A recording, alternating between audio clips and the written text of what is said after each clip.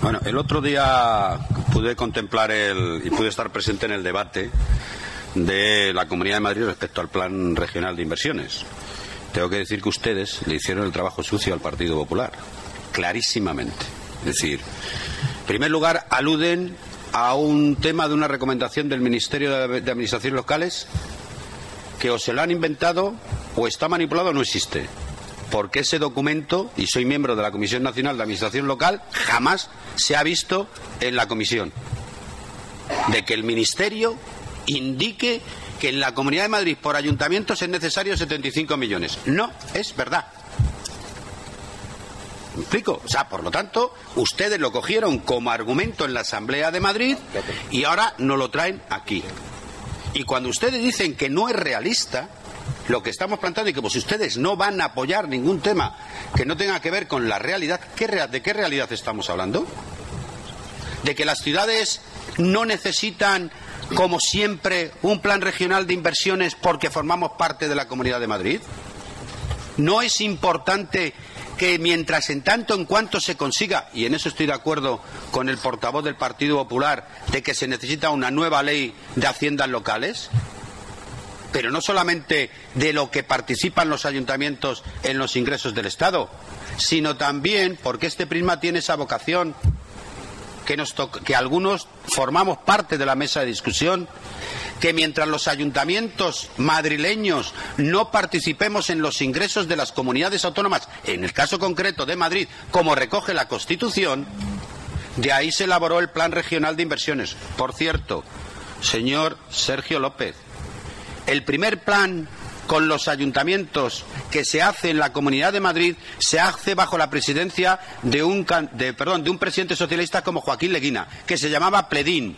En este caso para inversiones. ¿Sabe usted la piscina cubierta de Fuenlabrada, la de abajo, cómo está hecha? Con el Pledín, gestionado por el propio ayuntamiento y adjudicado por el propio ayuntamiento. Pero si es que si usted me lo hubiese preguntado, yo se lo hubiese dicho así, sin ningún tipo de problema. Por lo tanto, no vengan ustedes diciendo ahora que el Plan Regional de Inversiones es porque ustedes tuvieron la voluntad. No, es un derecho de los ayuntamientos. Y además me siento muy orgulloso, se lo digo de verdad, de haber hecho la propuesta, la hizo este humilde alcalde, respecto a que el Plan Regional de Inversiones fuera un 25% para gasto corriente que después se amplió al miento. Yo planteé un 30 y alcaldes de ustedes plantearon un 25 que se aceptó. ¿De acuerdo? ¿Por qué? Porque es un plan regional de inversiones y servicios. Y los servicios también hay que financiarlos. Hay que financiarlos porque los ayuntamientos estamos haciendo muchos temas que tienen que ver también con las competencias de las propias comunidades autónomas y en el caso concreto de Madrid. Y ustedes en sede parlamentaria de la Asamblea de Madrid han dicho 75, 300 millones de euros. ¿Usted se cree que con 300 millones de euros se resuelve el problema de reequilibrio territorial en la Comunidad de Madrid? Podrían haber dicho 70 o podrían haber dicho 100. Pero es que en este momento los ayuntamientos, que por cierto, cuando lo vamos a ir viendo poco a poco estos próximos días, estamos sujetos con un techo de gasto del Gobierno de España que no nos permite coger el préstamo que necesita una ciudad para poder invertir, tendremos que tirar de que la Comunidad de Madrid nos pueda plantear también ampliando el Plan Regional de Inversiones. Porque si no, los ayuntamientos no van a poder invertir. Es más, le digo, dentro de poco se va a discutir en el municipalismo español y madrileño que los fondos europeos, que por cierto eran 2014 y 2020, y el Gobierno de España ha renunciado a presentar proyectos a la Unión Europea, todavía no ha presentado ni un solo proyecto de los fondos europeos que empezaban en el 2014, la directiva europea cambia de la financiación que antes era el 80-20 a los ayuntamientos al 50-50. Y si no permitimos que tengamos más dinero para el Plan Regional de Inversiones, muy difícil que los ayuntamientos ante situación económica puedan acceder a esos proyectos para reequilibrar sus ciudades. Y ustedes lo cifran en 75 millones.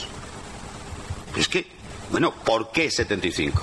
¿Por qué no es realista? Esto es un problema de prioridades políticas. Y ya que ustedes apoyan a un gobierno como es el Partido Popular, no esperábamos menos de ustedes que se sumaran al resto de los grupos políticos de la oposición en la Asamblea de Madrid para pedir como mínimo en el nuevo plan regional la misma cantidad que había. Si no hemos hecho otra cosa que ahí, es verdad que al final hemos aceptado una enmienda del Grupo de Podemos en la Asamblea de Madrid, el Grupo Socialista, elevándolo a 800. Pero nos podemos mover en ese margen. Cuando se constituya la Federación Madrileña de Municipios, va a ir en esa dirección. Va a ir en esa dirección. Por tanto, a mí me parece el decir que no es realista, eso no se puede medir, ni pesar, ni contar. Claro, ¿por qué no? Por eso es una prioridad. El problema es creer en el municipalismo o no creer en el municipalismo, que somos los primeros que tenemos al vecino, le ponemos cara, al que tiene problema, somos los ayuntamientos. Entonces ustedes se han apartado de lo que es esa situación. Por lo tanto, a mí me parece, yo esperaba algo más de ustedes, te lo digo de verdad, en el plan, en el prisma, esperaba algo más en ese aspecto. Entonces, sí, nosotros hemos planteado dos criterios. Uno, que se haga lo que se debe, que se haga lo que se debe, de un prisma que se aprobó desde el 2007, perdón, del 2008 al 2011, que por la ineficacia del gobierno regional de entonces se prolongó otros años y tuvimos que conseguir otro 25% más en ese aspecto. Entonces, esto es lo que yo esperaba de ustedes, un poco de vocación municipalista. Y luego, por último, y ya con esto también planteo lo que es la situación, señor, del Partido Popular. O sea, esto es algo que no es porque sea de la gracia del gobierno regional, no, es que esto es un derecho de los ayuntamientos. Es un derecho que tenemos los ayuntamientos a participar en el tema que tiene que ver con la redistribución de los presupuestos de las comunidades autónomas y en el caso concreto de la Comunidad Autónoma de Madrid. Y es lamentable que se nos haya en esto ninguneado a los ayuntamientos madrileños ante el incumplimiento por parte del gobierno regional. Y no solamente eso, sino que además a esta ciudad le deben 6 millones de euros, unos en obras y otros en gasto corriente. Simplemente por eso, ustedes tendrían que votar todos a favor, ir todos juntos,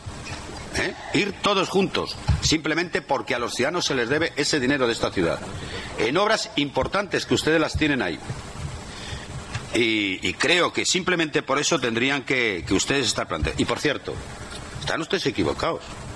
El Ministerio de Hacienda y Administración Local entiende perfectamente que los presupuestos no tienen por qué presentarse el 15. ¿Sabe usted por qué no se presentan en ningún ayuntamiento el 15 de octubre? Se lo digo yo.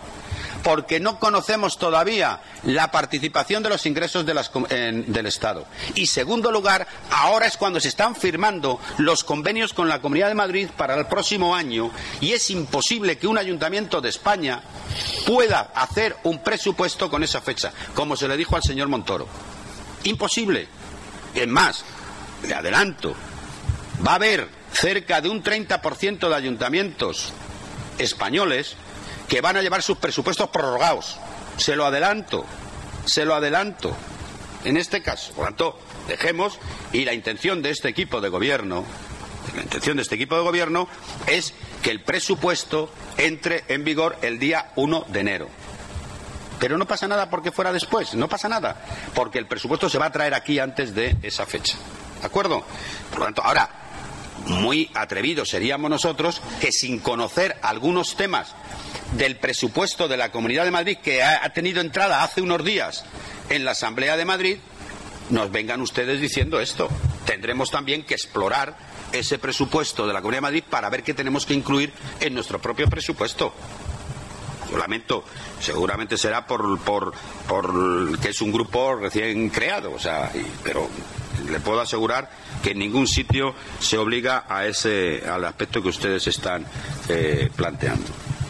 En definitiva, este debería ser un tema de todos y de todas de esta corporación, con el fin de conseguir para todos los municipios madrileños las mayores posibilidades de inversión, con el fin de reequilibrar territorialmente. Y ahora sí que termino, es decir, en este caso, el procedimiento que ustedes se plantean cuando te dan una fecha para dar las altas de las obras, pues es muy complejo y muy complicado. Además, nosotros nos presentamos con un programa electoral que fue refrendado por la inmensa mayoría de los ciudadanos de esta ciudad, y el marco de participación es el que tenemos y que lógicamente vamos a ir hablando, que es con el tejido ciudadano articulado. Y cada vez que hacemos un proyecto vamos a los barrios para permitir la participación, para explicarlo. Y lo explicamos. Y no se termina de meter una máquina hasta que no hay una voluntad de los vecinos en cuanto a ese proyecto. Pero eso no lo han inventado ustedes, eso lo venimos haciendo desde el año 80 en esta ciudad. Este partido. Entonces, no nos vengan dando lecciones, que realmente lo venimos realizando. ¿De acuerdo? Pues vamos a votar. ¿Votos a favor? ¿En contra? ¿Abstenciones? Muy bien. Pasamos al decimotercero, que es moción de los grupos municipales del Partido Socialista, Izquierda Unida y los Verdes por la recuperación de la sanidad pública, y tiene la palabra Teresa Fernández. Paso directamente a leer la moción. Desgraciadamente, durante los últimos años hemos visto la decadencia de nuestro sistema de salud público, auspiciado por las políticas de recortes del Partido Popular. No es nada nuevo. Quejas, reclamaciones, accidentes administrativos e innumerables casos de protesta de colectivos de la ciudad, así como de ciudadanos y ciudadanas a nivel individual, que nos han llegado sin saber ni cómo actuar ante tales atropellos a un derecho fundamental.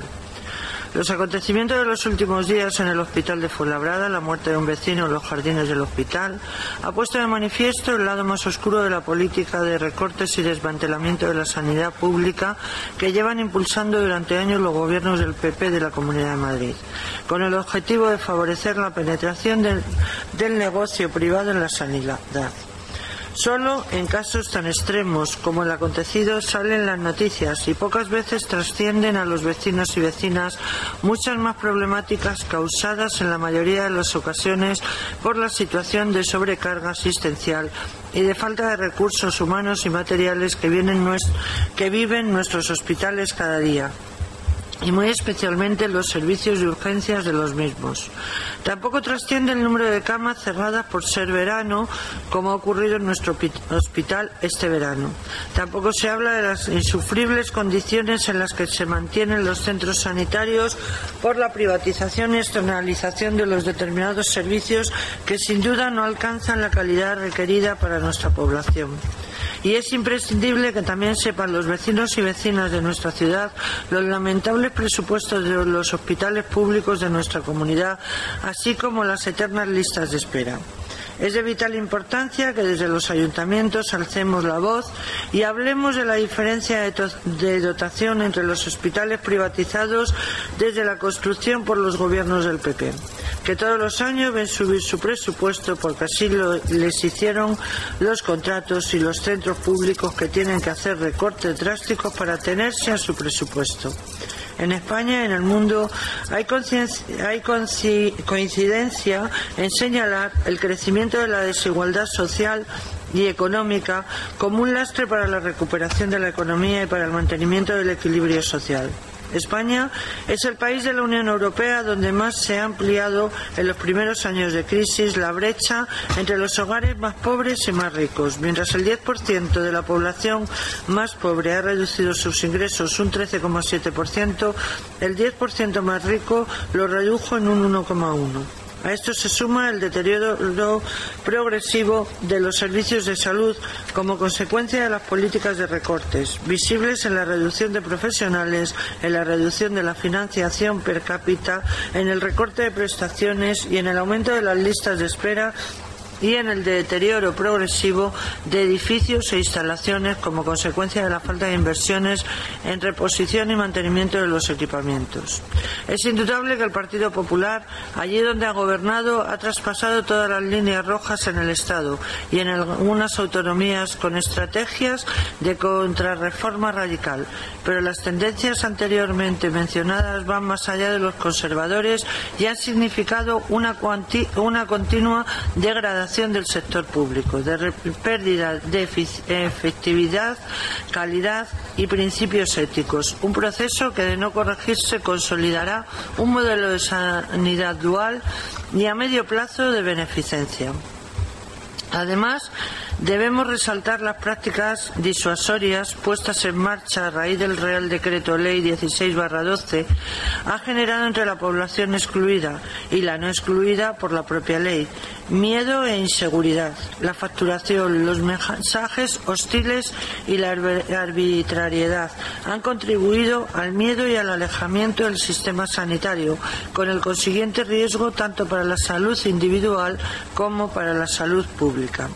Resulta injustificable la práctica extendida de emitir facturas y compromisos de pago en las urgencias de los centros sanitarios a aquellas personas que, sin tener tarjeta sanitaria, sí conservan el derecho a ser atendidas según el Real Decreto 16/2012.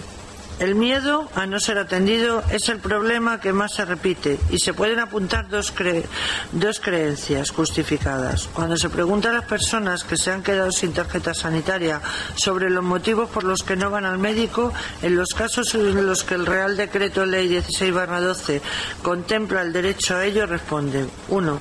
Que temen no ser atendidas, ya que piensan que tampoco en esas circunstancias tienen derecho. 2. Que tienen miedo a una factura que no van a poder pagar. Estas creencias son justificadas porque se han comprobado las facturas frecuentes y el desconocimiento y arbitrariedad del personal de los centros sanitarios.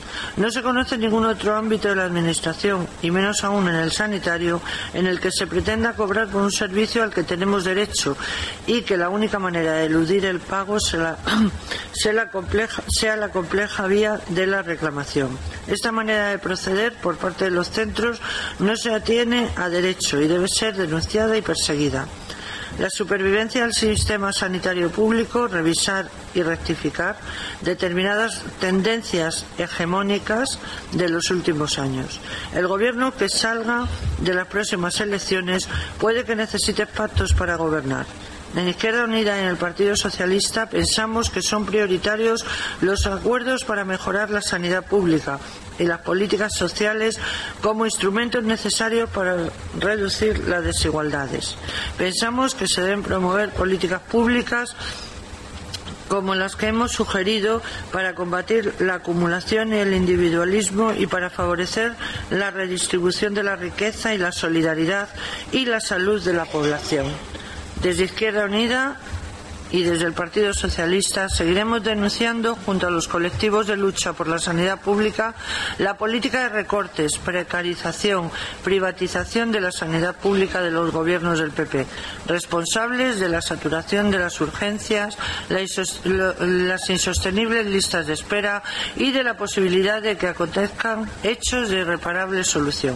Al final, comprobamos que los recortes matan. Por eso exigimos un cambio de política sanitaria y la asunción de responsabilidades por la Consejería de Sanidad madrileña. Por todo ello, se propone, para recuperar la calidad de nuestro sistema sanitario y devolver el alto aprecio que le merece a los ciudadanos y ciudadanas, que pasa por, entre las siguientes medidas, mediante la siguiente moción: instar al Gobierno de España a modificar la Constitución española para incorporar los derechos a la protección de la salud y a la asistencia en la sección primera o segunda del capítulo 2, derogar el Real Decreto Ley 16/12 y recuperar el derecho a la asistencia sanitaria para inmigrantes y colectivos de ciudadanía española hasta ahora excluidos, universalizar el derecho a la asistencia sanitaria, eliminando los copagos que estableció. 3. Suprimir a efectos sanitarios las mutualidades de funcionarios MUFACE, MUGRJU, ISFAS, integrándoles en el Sistema Nacional de Salud. 4. Reformar la Ley General de Sanidad para establecer los contenidos y las condiciones básicas para prestar en España una asistencia sanitaria universal, accesible, amplia y pública. 5. Derogar la Ley 15/97 y el artículo 90 de la Ley General de Sanidad para poder revertir el sistema sanitario público, los centros, servicios privatizados y garantizar por ley la provisión sanitaria pública en el Servicio Nacional de Salud. 6. Incluir la salud laboral en el sistema público. 7. Garantizar el cumplimiento de leyes actualmente en vigor, como Ley 33/11 General de Salud Pública, la Ley 17/11 de 5 Seguridad Alimentaria y Nutrición, etc. 8. Incrementar la financiación de la sanidad en la Comunidad de Madrid como mínimo hasta los valores del 2009. 9. Eliminar las desgravaciones fiscales por la contratación de seguros de asistencia sanitaria privada, tanto de las empresas como de particulares. 10. Incrementar la eficacia de los servicios sanitarios, garantizando el carácter público de los servicios sanitarios, titularidad, financiación y gestión. 11. Desarrollar una política de personal sanitario motivadora, recuperando las dotaciones de personal previa a los recortes para optimizar el funcionamiento de centros cerrados y de camas eliminadas, así como promover la estabilidad en el empleo y las remuneraciones justas y favoreciendo el desarrollo de las carreras profesionales y la variedad en los itinerarios de dedicación y en los tipos de incentivos. 12. Favorecer la transparencia y la participación en la gestión del Servicio Nacional de Salud, haciendo pública la evolución de las listas de espera de forma continuada, obtenidas con criterios homogéneos en todas las comunidades autónomas y servicios que prestan asistencia sanitaria al Servicio Nacional de Salud según criterios de prioridad asistenciales y eliminando listas ocultas de pacientes. 13. Desarrollar órganos de participación y control social y profesional, dotando a los centros sanitarios de órganos de gobierno donde participen representantes de la población, tal como ocurre en Fuenlabrada en el Consejo Local de Salud, y así, tal como ocurre en nuestra ciudad, trazar líneas básicas de una estrategia de promoción de la salud, interviniendo y modificando los determinantes sociales a través de la participación ciudadana. Y 4. Recursos públicos para I+D, dependientes de las multinacionales farmacéuticas y tecnológicas, poner mayor énfasis en el control, en las relaciones y en las alternativas al actual modelo de industrialización del sector. Gracias. ¿Alguna intervención? Sí, Patricia. Gracias, presidente. Bien, nuestro partido, Ciudadanos, es firme defensor de la sanidad y la educación que sean dos servicios públicos y universales. No nos oponemos a la colaboración público-privada en otros ámbitos, pero en este sentido y en este aspecto, en la sanidad, desde Ciudadanos apostamos por lo público. Y por eso estamos de acuerdo en muchas cosas de esta moción. Por ejemplo, es verdad que durante los últimos años la sanidad pública en esta región ha sufrido importantes recortes por parte del Gobierno del Partido Popular. Baste con recordar el intento que tuvo el Gobierno regional del Partido Popular de privatizar varios hospitales, que finalmente tuvo que retroceder ante el rechazo casi unánime de los profesionales sanitarios, de los pacientes madrileños y hasta de no pocos de sus votantes, por no hablar de la propia justicia. También es verdad que el mismo Partido Popular se comprometió a reducir unas listas de espera que en muchos casos ni se han cumplido ni se están cumpliendo, tanto para las intervenciones quirúrgicas como para las citas de atención primaria, por no hablar de los tiempos de espera en muchas urgencias. Es verdad que el modelo del Partido Popular prima de intereses económicos sobre un servicio el que, desde nuestro punto de vista, el punto de vista de Ciudadanos, deben primar por encima de todo otros aspectos, como es una atención de la máxima calidad. Y no parece que se pueda prestar el mejor servicio posible cuando el Partido Popular despilfarra más de 100 millones de euros en una ciudad de la justicia que no existe, mientras reduce el número de camas y de profesionales en hospitales y en centros de salud o prima criterios meramente lucrativos en un servicio del que depende la salud de las personas. Ese, desde luego, no es el modelo de Ciudadanos en la sanidad pública. Nosotros abogamos por una cartera de servicios básicos que sea la misma para toda España, para garantizar que todos los españoles tengan cubiertas sus necesidades básicas. Y apostamos también porque, por una vez garantizada la sanidad igualitaria, básica y universal de todos, cada comunidad decida invertir más o menos impuestos autonómicos en ampliar esa cartera básica en otros servicios complementarios. Es decir, Que cada comunidad decida si se gasta sus impuestos en una ciudad de la justicia fantasma o en servicios no básicos, ya que los básicos serán comunes y obligatorios en toda España para que no haya diferencia entre los españoles. Pero estando de acuerdo en la mayoría de lo que se dice en esta moción, no compartimos otras cuestiones, como demonizar a quienes libremente deciden tener un seguro o una asistencia privada. Miren, vamos a ver, estas personas también pagan sus impuestos para mantener la sanidad pública, por lo que nadie puede ni debe impedirles su legítimo derecho a costearse a sí mismos una atención privada si así lo desean. A nosotros lo que nos importa es que la sanidad pública llegue y atienda lo mejor posible a todos, cosa que es cierto que ahora no siempre ocurre. Pero no vamos a iniciar una cruzada contra los que optan por costearse otro tipo de atención siempre que cumplan con su obligación de contribuir con la sanidad pública. Nosotros debemos obligar a todo el mundo a pagar la sanidad pública para que sea la mejor posible, pero no podemos obligar a nadie a ir a la sanidad pública, aunque sea mejor que la privada, como de hecho nosotros creemos que es. Por eso no compartimos varias de las cuestiones que se solicitan en esta moción. Estamos de acuerdo con la mayoría, pero no con otras. Gracias. ¿Alguna intervención? Sí, adelante, Alex. Buenos días al público, a las trabajadoras del Ayuntamiento de Fuenlabrada, a las concejalas y al señor presidente. Lo primero es decir que estamos a favor de esta moción, que creemos que todos los puntos son adecuados y estamos a favor, y que nosotros hemos demostrado y hemos estado siempre en la lucha por la defensa de la sanidad pública y que ahí vamos a seguir estando. También echamos de menos medidas que vayan más concreto a lo local. Nos faltan medidas que pidan cosas concretas para Fuenlabrada. Por ejemplo, echamos de menos en esta moción el incremento de la dotación presupuestaria del Hospital de Fuenlabrada. Se pide a nivel de la Comunidad de Madrid, pero no se pide el concreto del aumento para el Hospital de Fuenlabrada. Y es que el presupuesto que tiene presupuestado nuestro hospital aquí en Fuenlabrada por paciente es de 539 euros, mientras que la Fundación de Alcorcón tiene 890 o el Hospital de Móstoles 733 euros por paciente. Este es un agravio comparativo que sufren los vecinos y vecinas de Fuenlabrada y es contra lo que queremos ir. También tenemos en cuenta el número de trabajadores que tiene, por ejemplo, la Fundación de Alcorcón, que cuenta con 65 trabajadores más que el Hospital de Fuenlabrada y atiende, por el contrario, a 56.000 pacientes menos. Creemos que en la moción debería haber un punto que fuera a favor del aumento del presupuesto de nuestro hospital y que nos equiparase al resto de hospitales. Sin olvidarnos de las urgencias.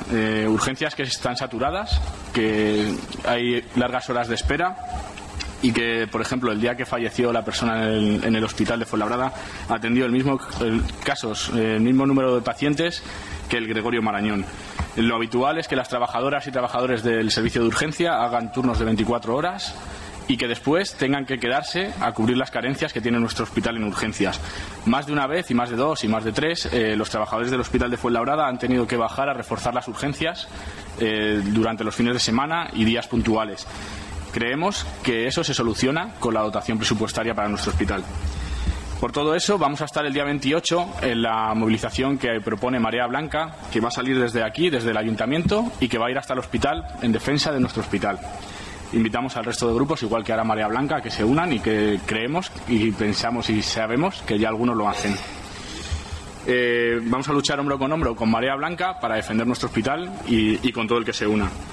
Ahora bien, nos gustaría que esta moción hubiera incluido estas medidas más concretas para Fuenlabrada, junto con otras que nos hará llegar Marea Blanca, que está elaborando un manifiesto o una moción de carácter localista, y con la cual nos comprometemos con ellos desde aquí a presentar cuando nos la hagan llegar. Pero vemos que hay mucha medida nacional y creemos que va encaminada más a unas futuras elecciones generales que se están aquí a la vuelta de la esquina que a defender los intereses de la localidad de Fuenlabrada. Muchas gracias. Carmen. No, perdón. Alberto. Gracias, presidente. Buenos días a todos los presentes. Buenos días, Alex. Voy a intentar ser muy escueto. No me ha saludado a él. Que no me ha saludado, pero yo sí. Ningún ciudadano de la Comunidad de Madrid ha pagado ni pagará por ser atendido en los hospitales de la Comunidad de Madrid. Esto la señora Teresa o el grupo del Partido Socialista no lo debe de conocer, porque en la moción hacen indicar eso. Ningún ciudadano de la Comunidad de Madrid ha dejado de ser atendido en los hospitales de la Comunidad de Madrid. ¡Ninguno! Y si ustedes tienen alguna prueba, pues tráiganla. Y lo podremos valorar. Igual hasta les podemos ayudar y poder votar a favor en este tipo de mociones. Pero como les ha dicho el representante de Ganar Fuenlabrada, esta moción no viene aquí por Fuenlabrada, porque ni siquiera han metido lo del hospital. Por cierto, el Partido Popular también le ha reclamado a la Comunidad de Madrid un incremento de la cuantía que tiene que para los presupuestos del año que viene en lo que respecta al hospital. Esto lo han traído ustedes conjuntamente porque vienen las elecciones generales y ustedes quieren rascar votos, sobre todo el Partido Socialista, que tiene ahí a Ciudadanos ya al acecho prácticamente. Lo que me parece alucinante, y se lo digo así, me parece alucinante, es que ustedes se centren en los recortes de la Comunidad de Madrid. Ustedes, Partido Socialista, que firman esta moción, para olvidar lo que hace su partido allá donde gobierna. Partido Socialista en Andalucía, 3.000 camas cerradas este verano. Este verano, ¿eh? No nos tenemos que ir muy lejos. Este verano. Por cierto, con Ciudadanos apoyándoles, que no lo han cerrado solo. Los hospitales allí, las camas, no las han cerrado solo. Las ha cerrado también con Ciudadanos. Y en la anterior legislatura con Izquierda Unida. Aquí pilla todo el mundo, salvo Ganar Fuenla, que no tenía nada que ver, evidentemente. En colación a esto, yo quiero preguntarles, ¿los recortes en Madrid son malos y los recortes en Andalucía son buenos? Explíquemelo, porque a mí no me queda muy claro. Ustedes defienden los recortes en Andalucía y critican los recortes en la Comunidad de Madrid. Esta pregunta también se la lanzó a Ciudadanos y, por supuesto, a Izquierda Unida. La Comunidad de Madrid, pese a los ajustes, que los ha habido, por desgracia, los ha habido, sigue a la cabeza de la sanidad pública española, europea y mundial. Sigue siendo gratuita, universal, y algo que se le ha olvidado decir al representante de Ciudadanos, de una gran calidad, y está reconocida como una de las mejores sanidades públicas, y hablo de la de Madrid, no de la de España, por desgracia, sino de la de Madrid, que es en la que ustedes se centran principalmente, una de las mejores sanidades públicas del mundo. No lo digo yo, lo dicen varios organismos internacionales. Ustedes demonizan la sanidad pública. Después, ahí, pues la gente va a las puertas de los hospitales y pregunta a los usuarios. Y resulta que la calidad de la sanidad pública, de los hospitales, de la red de hospitales de la sanidad pública de la Comunidad de Madrid está por encima del 90%. Pero ustedes siguen demonizándole. Esa es la fórmula que ustedes tienen, pues, en colaboración con Mareas Blancas, etcétera, etcétera, de decir que la sanidad pública pues es mala, la han recortado hasta la saciedad, etcétera, etcétera. Es una pena, sí, ha sufrido ajustes y es una desgracia. Pero bueno, Cristina Cifuentes ya ha dicho que no hay ningún ciudadano que se vaya a quedar, aunque no tenga papeles, que se vaya a quedar sin atención, ¿verdad? Por aclarar también a la señora de Izquierda Unida el tema del pago, la factura informativa, no sé si se ha enterado de ese aspecto. Usted se ha quedado en la factura.